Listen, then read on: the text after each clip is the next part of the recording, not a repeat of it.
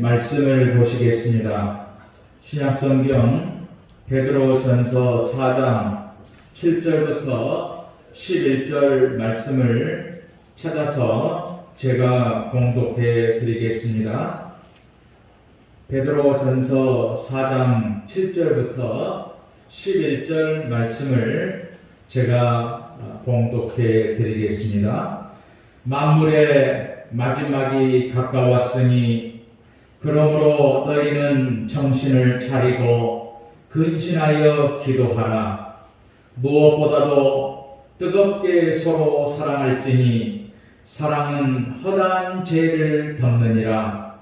서로 대접하기를 오망 없이 하고 각각 은사를 받은 대로 하나님의 여러 가지 은혜를 맡은 선한 청지기 같이 서로 봉사하라. 만일 누가 말하려면 하나님의 말씀을 하는 것 같이 하고 누가 봉사하려면 하나님이 공급하시는 힘으로 하는 것 같이 하라. 이는 범사에 예수 그리스도로 말미암아 하나님이 영광을 받으시게 하려 함이니 그에게 영광과 권능이 세세에 무궁하도록 있느니라. 아멘. 아멘. 오늘은 종말의 때에 그런 제목으로 말씀을 드리도록 하겠습니다. 초대교회 인사입니다. 2000년 전 초대교회 성도들은 사람을 만날 때마다 이런 인사를 했습니다. 마라나타. 이 마라나타는 주 예수님 어서 오시옵소서라는 그런 뜻입니다.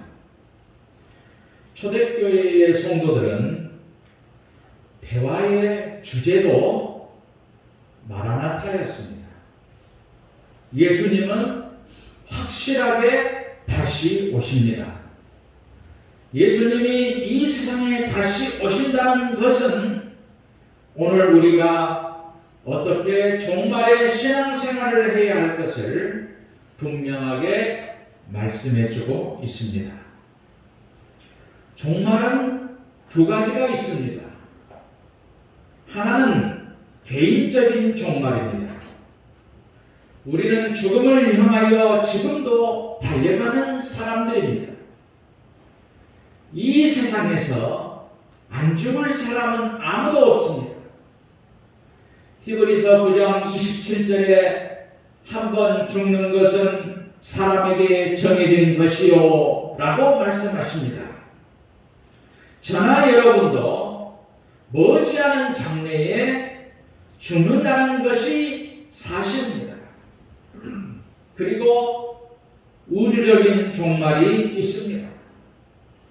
예수님께서 재림하시는 날이지요. 그 날의 시기와 때는 아무도 모릅니다. 오직 하나님만 아십니다.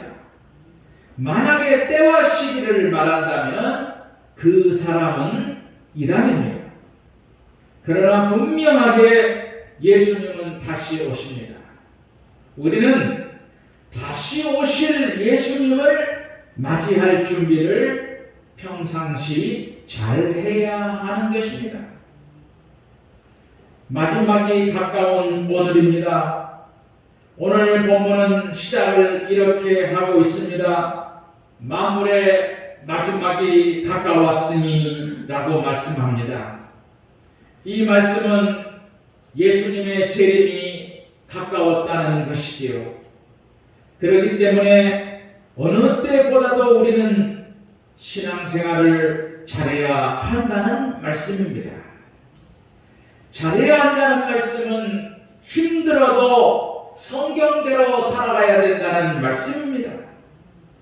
좋을 때나 힘들 때에도 흔들리지 말고 믿음으로 살아가라는 말씀이지요. 모든 일에 최선을 다하여 하나님의 말씀으로 살아가라는 말씀입니다. 마지막 때에 우리의 신앙은 세 가지가 분명해야 한다고 오늘 본문은 말씀하고 있습니다.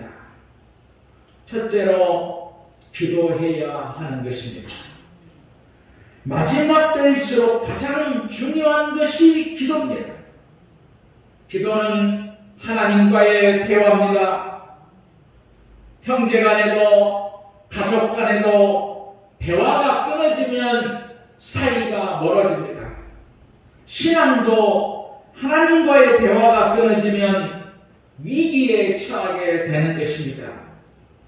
기도가 없으면 알맹이가 없는 껍데기 신앙만 남게 됩니다. 오늘 본문 7절에 만물의 마지막이 가까웠으니 그러므로 너희는 정신을 차리고 근신하여 기도하라고 했습니다. 말세는 특별히 기도를 많이 하라는 말씀입니다. 말세의 특징 중에 하나가 기도하지 않고 쾌락에 빠지는 것입니다. 우리가 기도하려고 한다면 성령께서 기도하도록 도와주실 것입니다. 누가복음 18장에서 예수님은 항상 기도하고 낙심하지 말아야 될 것을 비유로 말씀하고 있습니다. 혼자 사는 여인이 법관에게 원한을 풀어달라는 간청을 밤낮으로 했습니다. 결국 법관도 이 여인의 원한을 풀어주었습니다. 하물며 하나님께서 밤낮으로 기도하신 택하신 자들의 원한을 풀어주시지 않겠느냐 예수님은 말씀하셨습니다. 그러면서 인자가 올 때에 세상에서 믿음을 보겠느냐라고 말씀하십니다. 재림 때에 이 여인처럼 쉬지 않고 기도하는 진짜 믿음을 보기 힘들다는 말씀입니다. 말세의 성도들의 기도가 식어진다는 뜻이고 쾌락에 빠진다는 것이고, 그래서 베드로는 만물의 마지막이 가까웠으니 기도하라고 권고하고 있는 것입니다. 우리는 정신을 차리고 기도해야 합니다. 정신을 차리라는 말씀은 기도에 집중하라는 것이지요. 학생은 공부에 집중해야 좋은 학교에 들어갈 수 있고, 사업하는 사람은 사업에 집중해야 그 사업이 번영하게 되는 것입니다. 운동선수는 운동에 집중해야 금메달을 목에 걸 수가 있습니다. 성도는 기도에 집중해야만 신앙생활을 승리할 수가 있습니다.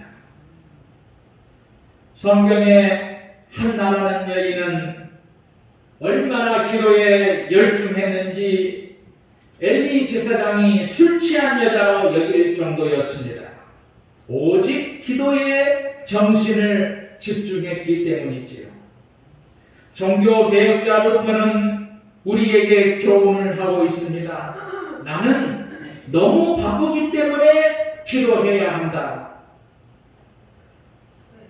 세상은 종말을 향하여 너무 바쁘게 살아나가고 있기 때문에 이럴 때에 우리는 더욱 힘써 기도해야 하는 것입니다.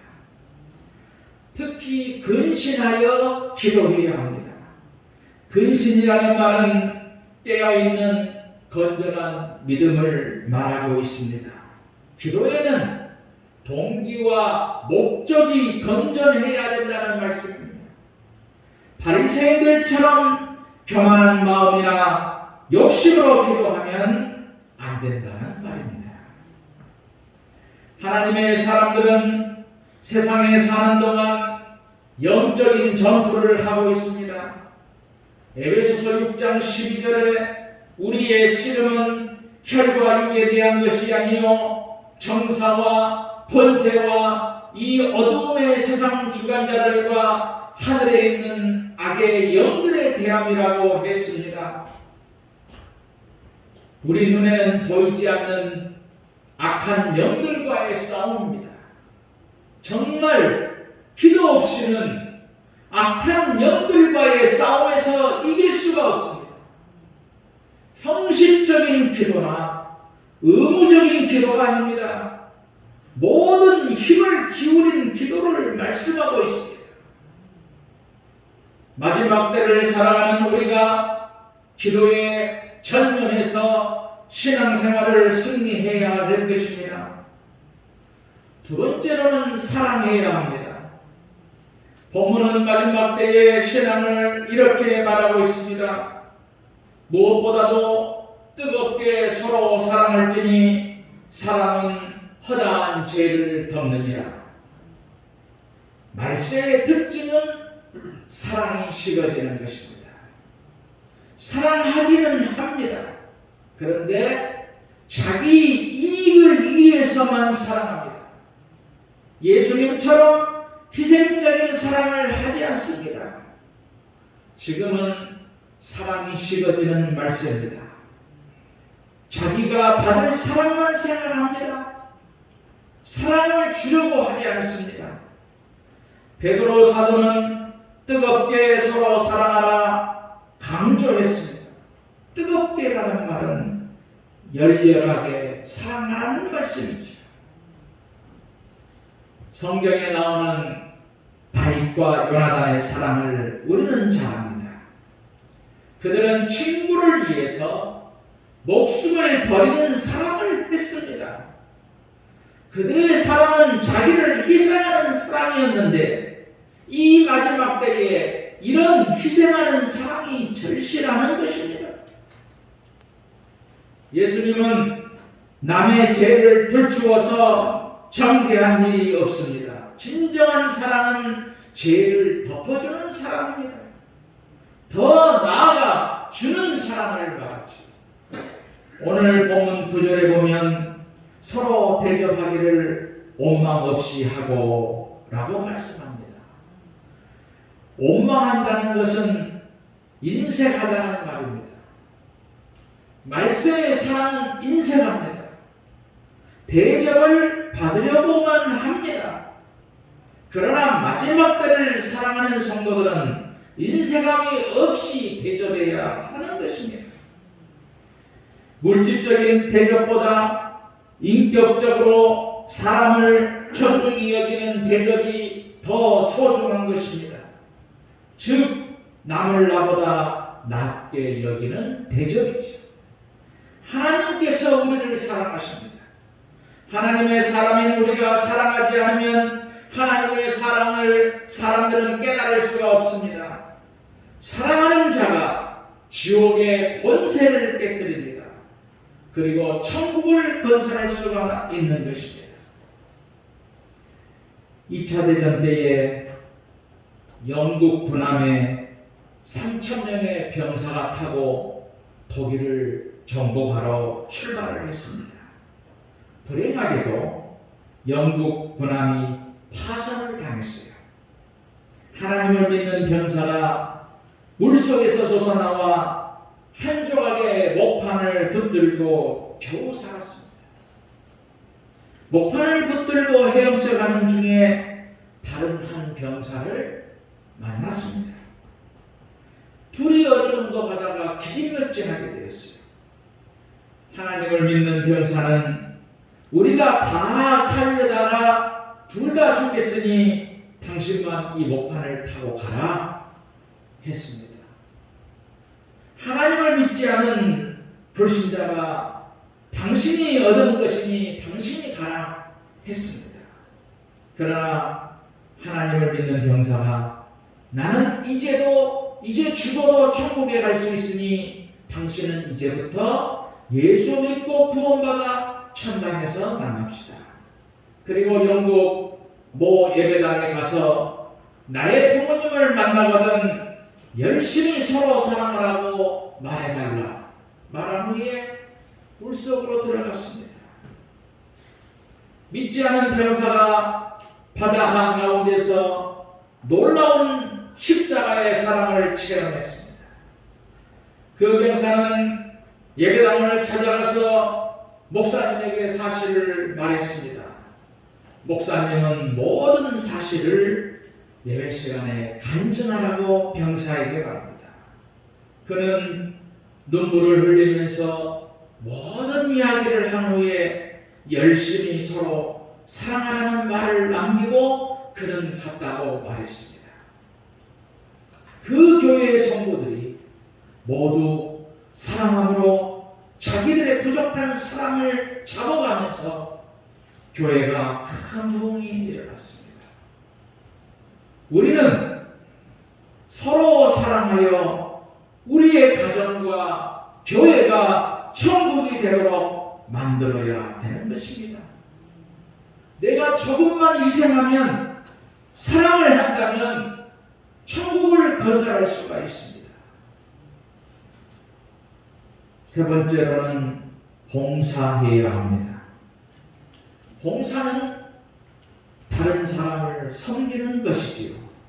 오늘 본문 10절에 보면 각각 은사를 받은 대로 하나님의 여러 가지 은혜를 맡은 선한 청지기 같이 서로 봉사하라고 말씀하십니다. 봉사는 우리에게 주신 은사를 따라서 하는 것입니다.